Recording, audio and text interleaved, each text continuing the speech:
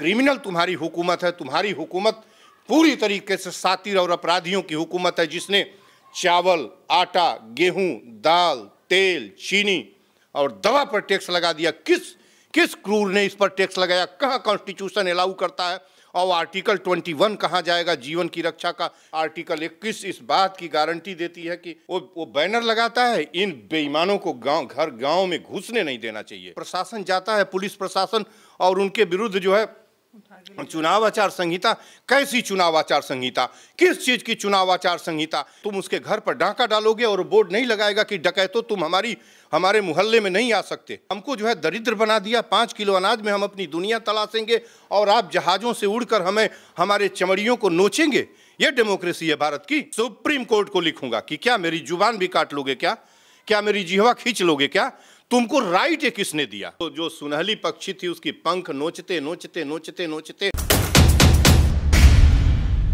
उत्तर प्रदेश के गोरखपुर में एक घटना घटी, आप सभी तक पहुंच भी गया होगा। जिन लोगों तक नहीं पहुंचा है उनको बताते चले कि विकास की भेंट जब किसानों की ज़मीन चढ़ जाती है तब किसान कुछ नहीं कर पाते। वैसा ही कुछ हुआ है गोरखपुर में कि रोड जो है वो चौड़ा करना है, रिंग रोड बनाना है, और इन सारी चीज़ों के लिए जब किसानों की ज़मीन मांगी जाती है और उनको उचित मुआवजा नहीं दिया जाता, तब किसान अपने विरोध के लिए एक पोस्टर टांगते हैं। अपने ही दरवाजे के सामने एक पोस्टर टांग कर ये लिखते हैं कि अगर हमें ठीक मुआवजा नहीं मिला तो हम भाजपा को वोट नहीं देंगे।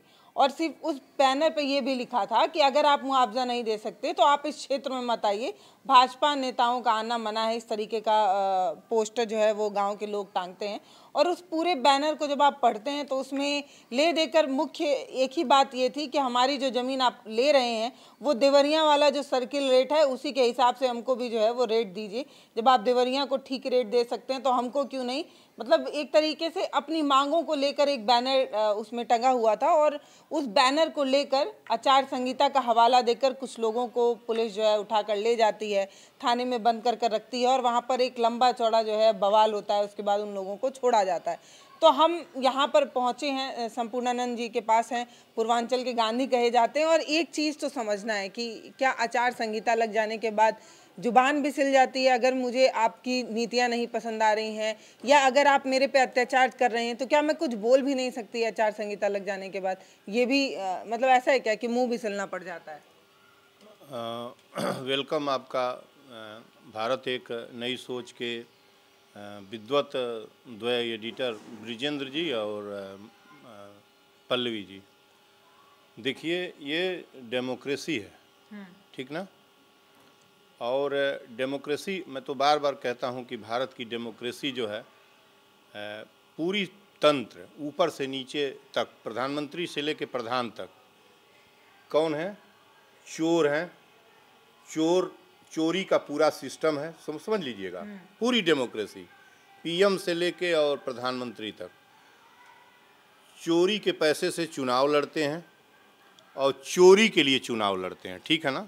ये पूरा 75-76 सालों से गेम भारत में खेला जा रहा है। एक बात, अब मैं आता हूँ उस बैनर के ऊपर, जो बैनर मैंने कई चैनल्स पर देखा कि पीछे रेड कलर का एक बैनर, और उसमें गांव के लोगों ने लिखा कि हम यहाँ भाजपा के नेताओं को घुसने नहीं देंगे। यह उनका राइट है, ठीक है ना? यह उनका राइट है।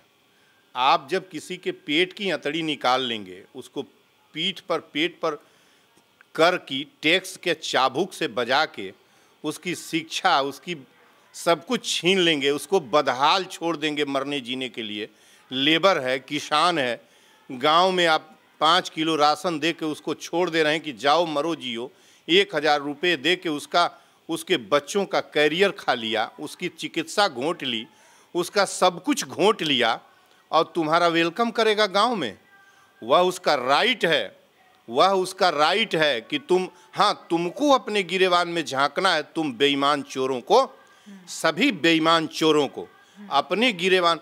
क्या ये बेईमान चोर नहीं है कि इनके पीछे बड़ी बड़ी 5-5 गाड़ियां दौड़ती हैं, उसमें तेल इनके बाप के यहाँ का तेल आता है, जलता है उन गाड़ियों में।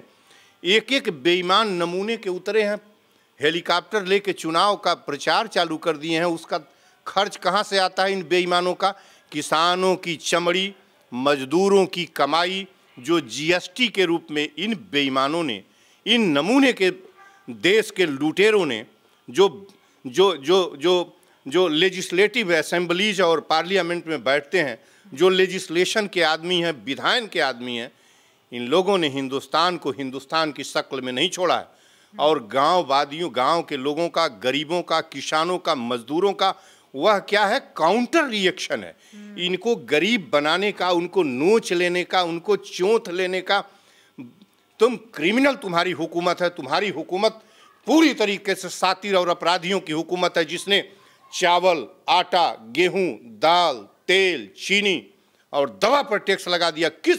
किस क्रूर ने इस पर टैक्स लगाया? कहाँ कॉन्स्टिट्यूशन अलाउ करता है? और आर्टिकल 21 कहाँ जाएगा जीवन की रक्षा का? जब तुम हमारे पेट पर टैक्स लगा दोगे तो हम जिंदा कैसे रहेंगे?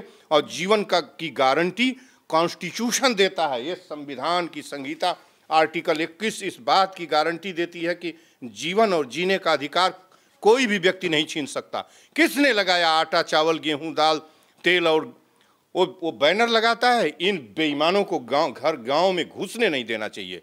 इन बेईमानों को गांव से लखेत देना चाहिए। इन चोर और लुटेरे और गद्दारों को और इन क्रिमिनल्स को। क्या आप समझती हैं? और उसके बाद जो है इसका प्रशासन जाता है, पुलिस प्रशासन, और उनके विरुद्ध जो है चुनाव आचार संहिता। कैसी चुनाव आचार संहिता? किस चीज की चुनाव आचार संहिता? जिसके लिए चुनाव आज तुम करने जा रहे हो, जो चुनाव का नुमाइंदा है, 142 करोड़ लोगों की डेमोक्रेसी है, जिसको तुम कह रहे हो कि चुनाव आचार संहिता का उल्लंघन हुआ है, वो खुद ही पार्ट है उस चुनाव, वो पूरी डेमोक्रेसी का एक नुमाइंदा है। उसको तुम बंद करते हो। वो तुम उसके घर पर डाका डालोगे और बोर्ड नहीं लगाएगा कि डकैतों तुम हमारे मोहल्ले में नहीं आ सकते। मैं तो जिसको चाहूँगा उसको लिखूंगा। मैं जिसको चाहूँगा कहूँगा कि इसको वोट नहीं दूंगा, ये हमारे साथ पर नहीं आ सकता है। ये चुनाव आचार संहिता का मामला नहीं है। ये चुनाव आचार संहिता के खंडन का मामला है। आप हमारे पेट की अतड़ी निकालेंगे, हमारे पीठ पर कोड़े मारेंगे। आप जो है हमारा सब कुछ छीन लिए, हमको जो है दरिद्र बना दिया। 5 किलो अनाज में हम अपनी दुनिया तलाशेंगे और आप जहाज़ों से उड़कर हमारे चमड़ियों को नोचेंगे। ये डेमोक्रेसी है भारत की?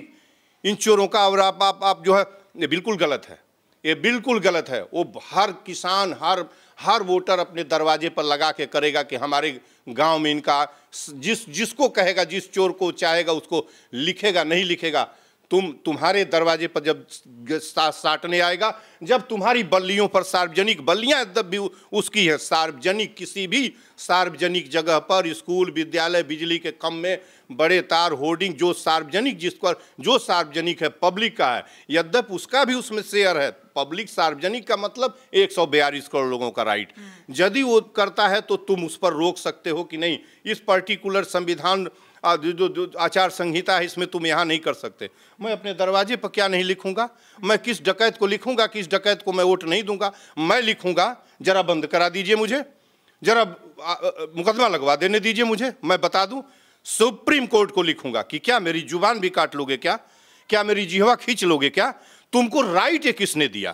तुम जगलरों को और चोरों को, इनको, जितने जगलर चोर हैं, जो आज इस हिंदुस्तान को मुट्ठी भर लोग, 7% लोग हिंदुस्तान के 80% मिल्कियत और संसाधन, रिसोर्सेज एंड कैपिटल्स केप्ट करके उन्होंने कैप्चर कर लिया है। और बाकी जो है 80% लोगों के पास 21% संसाधन है।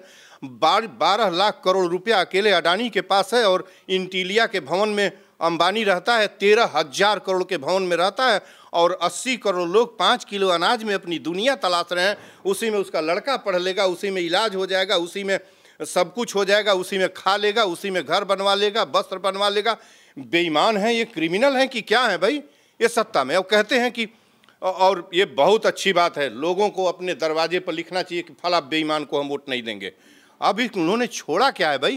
कैसी, किस बात की? अपने दरवाजे पर वो तो, अगर मान लीजिए जैसे मेरा किसी चीज़ से विरोध है, मेरा मान लीजिए आप कोई प्रत्याशी हैं और मैं नहीं चाहती कि आप जो है मैं आपको वोट दूं, तो ये मैं जाहिर कर सकती हूँ या नहीं जाहिर कर? क्यों नहीं जाहिर करेंगे? ये आप ऐसा सवाल कर रही हैं। ये जब प्रत्याशी सभी जाते हैं तो ये कहते हैं ना कि हमको वोट दीजिए, तो जो वोटर है वो कहेगा कि हम वोट नहीं देंगे आपको। ये कहाँ, आप इस सवाल, इस कहाँ, ये तो इस संविधान के हर पन्ने में है कि जब वोटर जो मांगने जाता है कि हमको आप वोट दीजिए, वो कहेगा हम तुमको वोट नहीं देंगे। वो तुम मांग रहे हो, तुमको मांगने का राइट है, और दूसरे का न देने का, मना करने का राइट क्यों नहीं? इसको कहाँ से खोजिएगा? ये तो इंटेलेक्चुअल बात हुई ना। इसको तो पुलिस को पूछना, पुलिस को पहले इन चोरों को, जो इन देश का जो चोरी करते करते करते करते इस समय इसी सरकार की बात नहीं कर रहा हूँ, पहले तो आपको नोट करा दे, मैं जब बात जो रूलिंग पार्टी रहती है बात उसी के ऊपर होती है। मैं आज़ादी के बाद से बात करता हूँ। चोरों ने चोरी करते करते डेमोक्रेसी की आड़ में इस देश का पंख, जो स्वर्ण रूपी सोने रूपी जो सुनहली पक्षी थी, उसकी पंख नोचते नोचते नोचते नोचते इन चोरों ने इस हिंदुस्तान को बेदम करके ज़मीन पर गिरा दिया है। और जो ये जो नया चोर इस देश का प्राइम मिनिस्टर इस देश का जो नया चोर है, नमूने का चोर है, जिसको चौकीदार चोर का लेबिल, आप 10,000 करोड़ की, 8,000 की करोड़ की विमान से उड़ेंगे, 12 करोड़ की उसमें चलेंगे, लाखों के वस्त्र पहनेंगे, लाखों के चश्मे पहनेंगे, और धूल और धक्कर से न जाने कितने लोग अंधे हो गए। 22 करोड़ लोग कुपोषित हैं, जिसमें 60% बच्चे हैं जिनके घर के कढ़ाई में जिनकी सब्जी तेल में नहीं बचती है। तुम कैसे सोते हो? तुमको निद्रा कैसे आती है? हिंदुस्तान के पीएम होके कहने में तुम क्रूर हो, तुम जालिम हो, तुम्हारी सत्ता बिल्कुल नहीं रहनी चाहिए हिंदुस्तान के अंदर। नहीं तो तुम ये सारा अपना टैक्स, मैं तो बोला हूं कि ये 23 भगत सिंह सुखदेव राजगुरु का शहादत दिवस है। ये डेमोक्रेसी दान में मिली है क्या? ये डेमोक्रेसी इन सबों के चोरों के बाप के यहाँ से आई है क्या? असंख्य की शहादत और कुर्बानी का परिणाम है। भगत सिंह, सुखदेव, राजगुरु, बिस्मिल, अशफाक, रोशन, राजेंद्र लाहिड़ी, उधम सिंह, और जो है मदन लाल ढींगरा जैसे अनंत, चंद्रशेखर आजाद जैसे अनंत की कुर्बानी के परिणाम स्वरूप डेमोक्रेसी और ये फ्रीडम भारत को मिली है। आप भारत को लूटने के लिए पीएम बने हैं। आप टैक्स लगाएंगे हमारे ऊपर खाने पीने पर। किसने टैक्स लगाया हमारे खाने पीने पर? और मैं 3 बरस से इनको कह रहा हूं, इनकी हुकूमत को, कि आप वापस ले लीजिए। परसों ये हुकूमत ये वापस नहीं लेती है तो बनारस में इनके पुतले फूंक दूंगा। बनारस में इनको देखूंगा कि किस तरीके से इनकी सत्ता चलती है। आप हमारे चमड़ी और हमारे पेट पर टैक्स लगेगा, और हमारी गाड़ी पर टैक्स क्यों लेता है कोई? जब अपनी गाड़ी पर honourable president, honourable PM, honourable member of parliament, legislation के ऑनरेबल मेंबर्स, और इंक्लूडिंग 3 डजन आप जो है वीआईपी टैक्स नहीं देते, मेरी गाड़ी पर टैक्स क्यों लेते हो? मैं बड़े मुश्किल से कर्ज से एक गाड़ी खरीदा, तुम्हारी बाप का सड़क है, तूने सड़क बनाया है, हमने ज़मीनें दी, हमने सड़क दिया, हमने पैसा दिया, मजदूरी करके हमने बनाया, टैक्स कैसे ले लिया? गाड़ी जब खरीदने जाते हैं तो 1 टाइम तुम जो है रजिस्ट्रेशन फीस लेते हो, गाड़ी खरीदते हैं तो 50% उसमें तुम्हारा एक्साइज ड्यूटी, उत्पाद शुल्क होता है। जब तेल भराने जाते हैं तो 50 रुपये का तेल 100 रुपये में तुम बेच रहे हो, डीजल पेट्रोल। अब बेईमान कहीं के। अब उसके बाद तुम्हारी बाप का सड़क है, हमारी गाड़ी रोड पर गई तो तू टैक्स कैसे लिया? तूने निजी गाड़ी पर टैक्स कैसे ले सकते हो? लेने का कोई तुमको राइट, वायोलेशन है कॉन्स्टिट्यूशन का, आर्टिकल 19D का वायोलेशन है। ये तोड़ के आप हिंदुस्तान को रखेंगे। 23 तक ये वापस नहीं किए।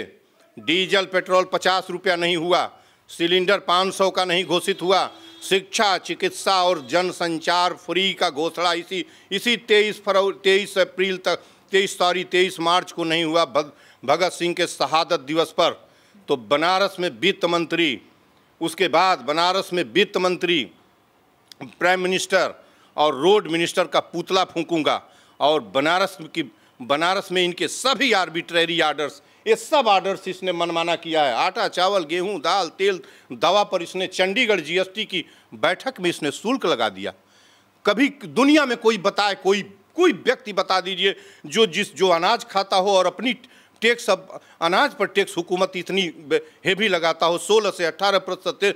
400 रुपया यदि किसी मजदूर ने कमाया तो 16 चौको 64 रुपया वो टैक्स, बेईमान वो मजदूरी से टैक्स लेता है। ये क्रूर नहीं है तो कैसी हुकूमत है? ऐसी हुकूमत को जनता को, अरे ये तो वोट लिखते हैं ना कि हम नहीं आने देंगे, इनको उठा के फेंक देना चाहिए। जनता को ऐसी हुकूमत को सहना भी नहीं चाहिए। भगत सिंह कहा करते थे कि जो हुकूमत, जो सरकार तुम्हारे मौलिक अधिकारों को छीनती है, उस सरकार को बदल देना, परिवर्तित कर देना, हटा देना न केवल तुम्हारा कर्तव्य वरन तुम्हारा मौलिक धर्म है कि उस सरकार को बदल दो। हमारे पेट पर आप टैक्स लगाएंगे, हम सहते रहेंगे। हमारी शिक्षा, चिकित्सा, मुट्ठी भर लोग के बच्चे दून और जो है दून और डीपीएस में पढ़ते हैं, मुट्ठी भर लोगों के का इलाज जो है मेदांता और जो है अपोलो में होता है। हम टैबलेट के बिना मरेंगे।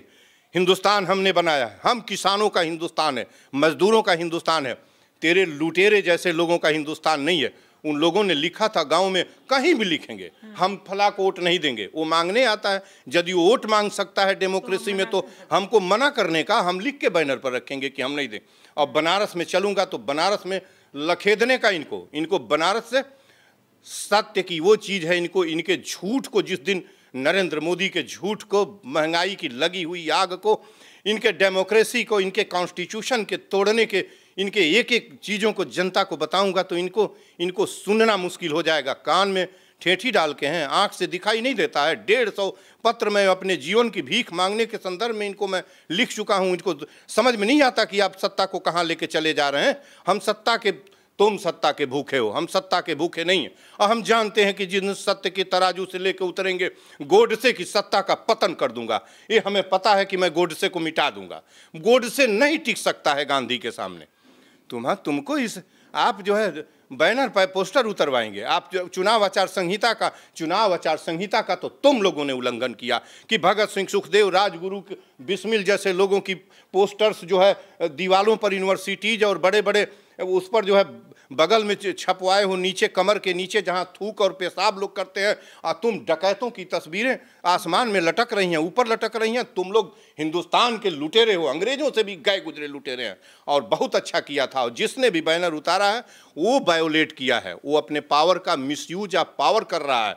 और यदि नेता वोट मांग सकता है हमसे तो मैं मना तो करूंगा ही। देखिए, जब गली चौराहे में नेता और जो प्रत्याशी होते हैं वो अपने आप को ईमानदार, कर्मठी, जुझारू और ये बताने की कोशिश करते हैं कि आप हमें वोट दीजिए, हम आपका कल्याण करेंगे, आपके मुद्दों को उठाएंगे, तो आपका भी तो राइट है ना कि आप मना कर सकते हैं। उन लोगों ने क्या किया था? उन लोगों ने किसी का चेहरा नहीं लगाया था, किसी का नाम नहीं लिखा था। बस उन्होंने ये कहा था कि जिन लोगों ने मेरी ज़मीन ली है, जिन लोगों की वजह से मेरी ज़मीन जा रही है, मैं उन्हें वोट नहीं देना चाहता, या वो लोग हमारे इलाके में ना आए। इतना लिख देने के बाद उन लोगों को उठा कर ले जाना, एक तरीके से दहशत बनाना। जो लोग कभी थाने तक नहीं गए उनके लिए एक बहुत बड़ी बात होती है कि जीप में भरकर उन्हें उठा कर ले जा रहे हैं। और गांव में तो चर्चा भी हो जाता है, एक सम्मान की बात होती है, पुलिस उठा के ले गई, पुलिस उठा के ले गई, जरूर कुछ ना कुछ तो किए होंगे। और ये सारी चीजें देखिए, हर व्यक्ति का, वोटर का ये भ्रम में पाल लिया है प्रशासन और जिसको भी कि चुनाव आचार संहिता तो आसमान से गिरी हुई किसी व्यक्ति, उसी 142 करोड़ लोगों में से एक को नुमाइंदा है जिसके ऊपर आप लाद रहे हैं। जब आप वोट मांगने जा रहे हैं और आपको अपने गिरेबान में झांकना है ना कि क्या हमारी कमी है कि इसने हमको भगाने का संकल्प लिया है। जिसने कल तक आपका स्वागत किया था, जिसने वोट दिया था, वेलकम किया था, तो वो आज आपको कह रहा है कि हमारे दरवाजे पर मत आइए। कौन सा बुरा, कल तो आपको वोट दिया तो बड़ा अच्छा लगा, आपका वेलकम किया था, तो आप उससे पूछिए ना कि क्यों ये इस तरह का लिखे हो। ये पूछना चाहिए कि नहीं पूछना चाहिए? ये पूछना चाहिए कि नहीं पूछना चाहिए? आप डंडा भेज रहे हैं उसका उतरवाने के लिए। आप बिल्कुल रॉन्ग वे पर चल रहे हैं। नरेंद्र मोदी की हुकूमत इस देश का पतन कर चुकी है। डेमोक्रेसी की, ह्यूमैनिटी की, इंसानियत की, जीवन की पूरी तरीके से एक्सप्लॉयटेड है। जो उनको मन आ रहा है वो कर रहे हैं। जितना उनकी तानाशाही, उनके पैसा, उनका ये इससे डेमोक्रेसी, भारत की ऐसे डेमोक्रेसी थी भी नहीं कभी। इस तरीके से टेरर एंड हॉरर की डेमोक्रेसी नहीं थी। हिंसा, भय, झूठ, बलात्कार ये सड़क पर पसरा है। कॉन्स्टिट्यूशन आप समझते नहीं। डेमोक्रेसी आप क्या डेमोक्रेसी आप समझ रहे हैं कि रिलीजन को बांट के आप डेमोक्रेसी तलाश कर रहे हैं भारत में डेमोक्रेसी रिलीजन को बांट के कभी हुई है? इस्लामपंथी और खुले तौर पर आप बांट रहे हैं। आप बनारस में लड़ रहे हैं, शर्म नहीं लगती? आप ज्ञानवापी की खुदवाई करा रहे हैं। ये ईब चुनाव आया है और 6 महीने से वहाँ नौटंकी चली है। आप 20 और 80 की लड़ाई कराना चाहते हैं। उस बनारस को, उस महान प्राचीन नगरिया बनारस में भी आप नफरत का बीज बोने की कोशिश कर रहे हैं। जो ईसा पूर्व 6वीं सदी में काशी नाम से बनारस, काशी महाजनपद था, जिसको बाद में मगध साम्राज्य ने अपने अधीन कर लिया था। उसके बाद मौर्य साम्राज्य की सत्ता, उसके बाद जो है आइए गुप्तों की सत्ता, उसके बाद आप आइए प्रतिहारों की सत्ता। जितनी भी बंगाल के पालों ने भी कुछ समय तक उस पर, बनारस पर नियंत्रण रखा। उसके बाद आप चले आइए कन्नौज के राजाओं की सत्ता, चंदेलों की सत्ता 9वीं 10वीं 11वीं में बनारस पर चंदेलों की सत्ता थी, जो शाक्त जो शैव धर्म के पुजारी थे। उसके बाद ऐबक की सत्ता, इल्तुतमिश की सत्ता, सुनते जाइए, मोहम्मद बिन तुगलक की, गोरी की, उसके बाद अकबर से लेके और पूरे मुगल हुकूमत की 700 वर्ष तक की सत्ता है। एक साथ इस्लाम और जो है इस्लाम और हिंदू कहे जाने वाले राजाओं की सत्ता, और वो बनारस जो है उस महान बुद्ध से जुटी हुई थी, जिन्होंने सारनाथ में अपना पहला शांति, सत्य, अहिंसा और बंधुत्व का उपदेश दिया। दुनिया को बताने वाला वो नगर वाराणसी है। वो नगर, वो उस आइडेंटिटी का पहचान है। वहाँ तुलसी है, वहाँ कबीर है, वहाँ रैदास है, वहाँ बिस्मिल्लाह खां की शहनाई गूंजती थी बनारस की गलियों में। आज वो नहीं है तो गंगा की धाराएं बदलने की क्षमता रखती थी। वो गंगा की धारा बनारस में बहती है, जहाँ हिंदू मुसलमान एक साथ डुबकी लगाता है। शर्म नहीं लगती नफरती हो करके?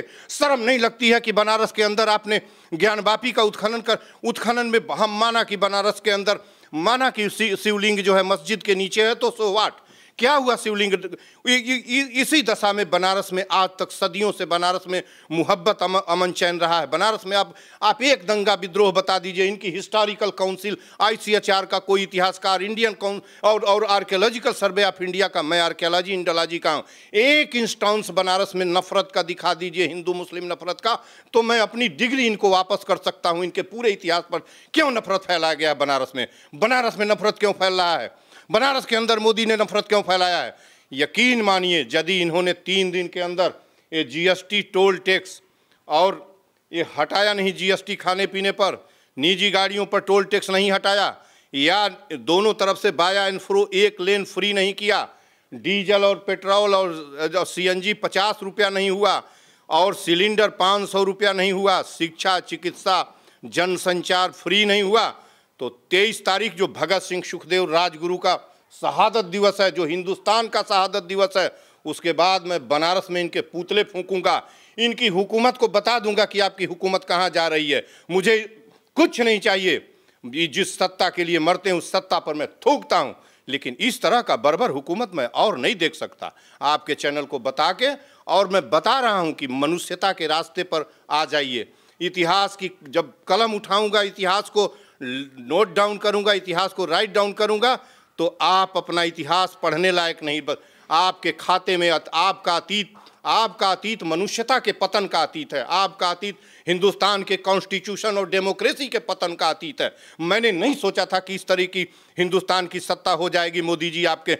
मैंने इस शहर में वो ले लोकल इंटेलिजेंस से मैंने उनको टी पर चर्चा का ऑर्गेनाइज मैंने किया था। 6,000 रुपया तब वेलकम किया गया था 14 में, इसी दिन के लिए वेलकम किया गया था। किसका वेलकम किया? मोदी का वेलकम किया था मैं। जाइए आप, कोई नेता नहीं था, मैं था, एक भाजपा का और नेता था, इसी मोदी का मैंने किया था। आज मैं उनका प्रबल विरोध करता हूं, उनकी सत्ता को जिस तरीके से 2014 में आप वेलकम जी, आप जाइए खुफिया में जाइए, पूरे पुलिस से पूछिए, मैंने तीन टीवी सर्किट लगा था जिस पर इनको आना था। एक जो है टाउन हॉल पर लगा था, एक इंदिराबाल विहार पर लगा था, और एक टीर सर्किल जो है ऑनरेबल विधायक बजरंग बहादुर सिंह के आवास पर लगा था, जहां एक भाजपा का नेता आया हुआ था। अभी लगता नहीं था कि मोदी सत्ता में आएंगे, अभी लग रहा था कि अडवाणी जी भी, तो ये पार्टी खुद ही वैचारिक रूप से 2 हिस्से में बंट के मैंने ऑर्गेनाइज किया था। 6,000 रुपया गुजरात से इनका लिखाया पढ़ाया पत्रकार आया था मुझको, उसको कहा कि सत्ता बदलनी है। सब लोग हिंदुस्तान के, पूरी हिंदुस्तान चाहता था मोदी की सत्ता, अरे मनमोहन सिंह जी की सत्ता बदल जाए, इसलिए कि भ्रष्टाचार का चारों तरफ कोलाहल मचा हुआ था। तब हमने वेलकम किया था, इनकी सत्ता का पतन कर दूंगा। ये महंगाई मार लें, अपनी महंगाई की जलती आग को बुझा दें।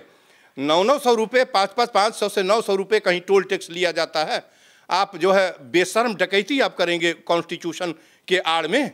यही सदन में लेके गए हैं, सदन में हाथ जोड़ के आपने वोट मांग के हमारी सेवा के बदले सदन में गए हैं और हमको सजा देंगे। सदा को मैं बता रहा हूं कि सत्य और असत्य की, बनारस में ऐसा न कर दे नरेंद्र मोदी कि सत्य और झूठ, सत्य और हिंसा, झूठ और हिंसा के बीच की लड़ाई बने, सत्य गांधी और गोडसे के बीच की लड़ाई बन जाए बनारस के अंदर। ये क्या समझते हैं बनारस को?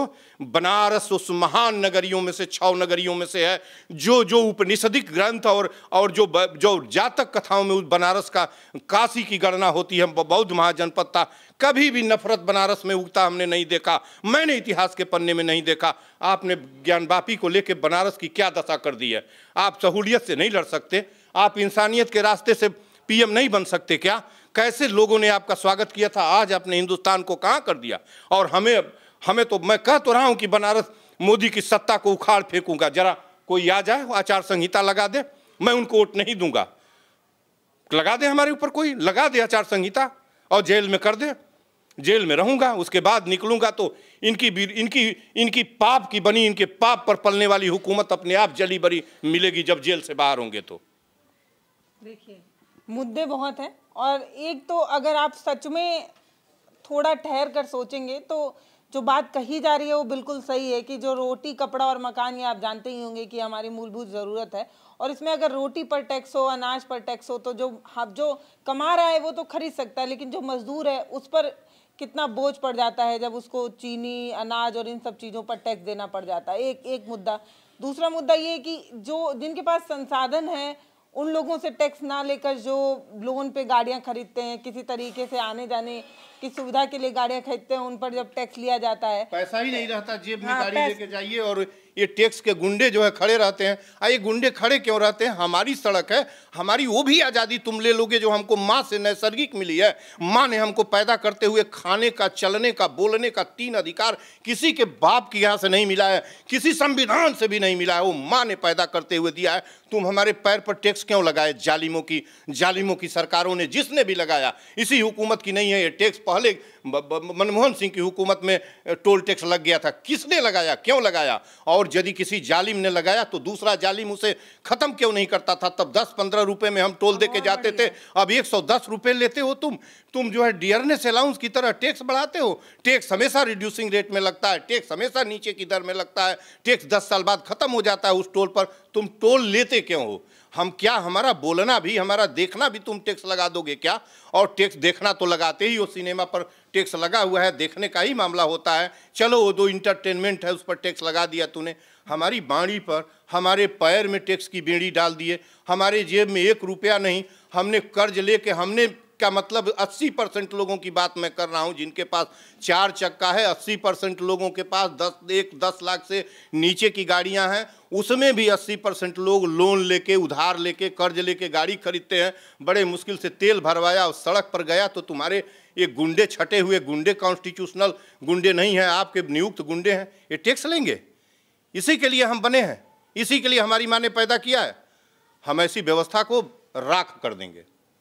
ये जो बैनर का मुद्दा था वो इसलिए ज़्यादा सुर्खियों में था क्योंकि कहते हैं कि जो गोरखपुर लोकसभा सीट है वो बहुत हॉट सीट है, और क्योंकि मुख्यमंत्री खुद इस शहर से आते हैं तो इस तरीके की किरकिरी जब खुद उनके सूबे के मुखिया जिस शहर से हों उसमें विरोध के सुर उठने लगे, उसमें लोग बोलने लगे कि फला पार्टी के लोग हमारे गांव में ना आए, फला पार्टी को हम वोट ना देंगे, तो कहीं ना कहीं एक बात तो थी कि लोगों का ये मानना था कि इस तरीके की छवि जब गोरखपुर से निकलेगी तो कहीं ना कहीं मौजूदा सरकार की छवि किरकिरी होगी। इसलिए मुझे लगता है कि कहीं ना कहीं आवाज़ दबाने की कोशिश रही हो, या हो सकता है कि प्रशासन की मंशा उन्हें समझाने बुझाने की रही हो, लेकिन उठाकर थाने पर ले जाना तो सही नहीं था। गांव देहात में किसी के घर भी अगर पुलिस आती है तो ये माना जाता है कि कुछ तो हुआ है और वो एक चर्चा का विषय बनता है। तो आप आराम से घर पर जाकर बता सकते थे कि बैनर उतार दो, ये सही नहीं है। आप उसको बुलाकर थाने में ले जाते हैं, उसको बैठाते हैं, 2-4 घंटे समझाते हैं। इसमें समझाने वाली क्या चीज़ थी? आपको बताना चाहिए था बैनर उतार दो, बात खत्म। आप थाने पर ले जाते हैं, वो भी एक सवाल तो खड़ा करता है कि और जब से ये चीज़ वायरल हुआ कि जिन लोगों ने बैनर लगाया था उन लोगों को थाने पर बुलाया गया, तब से सोशल मीडिया पर गोरखपुर में और भी जगहों पर जहाँ जहाँ पोस्टर और बैनर लगे हैं मौजूदा सरकार के, वो तैरने लगे। लोग उन फोटो को खींच कर सोशल मीडिया साइट पर डाल रहे थे कि ये नहीं है क्या आचार संहिता। एक बात और कि जिस प्रशासन ने, पुलिस और एडमिनिस्ट्रेशन ने उनको मुकदमा लगा के ले गया, उतार दिया, चलिए ठीक किया, आप उनको समझा बुझा दिए होते, ये खाने पर ले। और दूसरी बात कि आप उनको, ठीक है निर्देश मिला है कि ऐसा, आप यही लेकर और जिसके लिए लिखा है कि इसमें हम घुसने नहीं देंगे, उस राजा रामचंद्र के औलादों से जाके पूछते कि हे राजा रामचंद्र के औलाद, आप लोग बताइए कि आप इतनी फूहड़ बात क्यों लिखी है कि आपको अब लोग घुसने नहीं देना चाहते, आपने कुछ किया है क्या लोगों का? ये बात उनसे भी पूछ लेना चाहिए। जो लोग इतने आचार संहिता के उद्धत हैं, तो उनसे भी पूछना चाहिए कि क्या बात है कि लोग आपको गांव में घुसने नहीं दे रहे हैं। जरा शर्मी अपना नहीं, तो हम जानते हैं कि कोई आचार संहिता उनके ऊपर लगा नहीं पाएंगे, लगा ही नहीं सकते, तो उन बेशर्मों को से भी पूछना चाहिए कि अब क्या बात है कि इस तरह की बात हो रही है। और ये हिंदुस्तान जानती है ना, असंख्य को फांसी, किसी का डोनेशन दिया हुआ डेमोक्रेसी, डोनेशन दिया हुआ, ऊपर से गिरा हुआ, ज़मीन से निकला हुआ। ये कॉन्स्टिट्यूशन की किताब यूं ही नहीं आ गई है जो बार बार उठती है। ये कॉन्स्टिट्यूशन की किताब हाथ में आने तक अंबेडकर के बच्चे मर गए, उनकी पत्नी मर गई, तड़प के मर गई, पति के से संबंध नहीं था, 16-15 साल तक विदेशों में घूमते रहे, उनके बच्चे बचपन में मर गए, अभाव हो गया और लालटेन जला के लिखा गया है। न जाने क्या उसने अपनी पूरी जवानी, अपना पूरा जीवन, अपनी पूरी मेधा घूमते ये तब मिला है। समझ रही है ना? किसी मंदिर से और प्राण डालने से पत्थर में नहीं मिला है। जो आज नौटंकी इस देश का आप करके लोग अनाज खोज रहे हैं, लोग अपने बच्चे की शिक्षा खोज रहे हैं, लोग महंगाई, एक ठगी और धूर्तता और जो है संकट में इस मुल्क को डालते चले जा रहे हैं। अभी आपको समझ में नहीं आ रहा है कि हम क्या कर रहे हैं। और आपको पता है कि डेमोक्रेसी है यह, आप डिक्टेटरशिप चाह के भी आप कर भी रहे हैं, लेकिन परमानेंटली डिक्टेटरशिप बदल नहीं पाएंगे। जब सत्ता का पतन होगा आपके तो क्या होगा, इस पर आप कभी विचार नहीं करते क्या कि लोग किस दृष्टिकोण से आपको देखेंगे? आज मनमोहन सिंह को सबसे अनुशासित और वैज्ञानिक टेम्पर का प्राइम मिनिस्टर इस देश का अब तक के सबसे योग्यतम पीएम गिना जाता है। अब तक का सबसे योग्यतम प्रेसिडेंट इनको गिना जाता है। देखिए यहाँ है, प्रतिमा लगी है, एपीजे अब्दुल कलाम को गिना जाता है। मैं नहीं कह रहा हूँ, दुनिया के रिकॉर्ड के अनुसार अब तक के भारत के सबसे अच्छे प्रेसिडेंट हैं। आप इनसे नहीं सीख ले सकते क्या? इनके प्रेसिडेंट लोग इनके सीख नहीं ले सकते क्या? क्यों नहीं सीख लेते हैं? प्राइम मिनिस्टर को सीख लेना चाहिए अपने सक्सेसर से, अपने